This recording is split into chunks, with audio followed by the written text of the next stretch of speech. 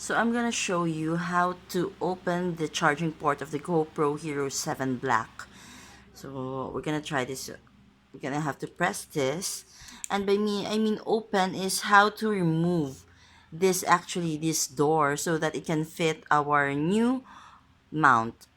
So we're gonna have to open it like that and then pull it, and then there you go. So you see this little thing, it's like a little tunnel in here that you have to attach in here.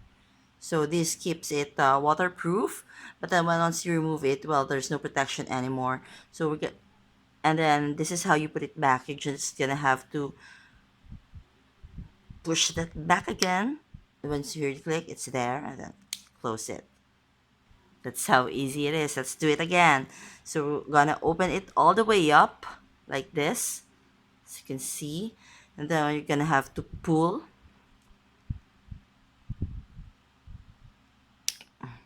like that. Okay, it's a bit hard. Okay, so there it is. Okay.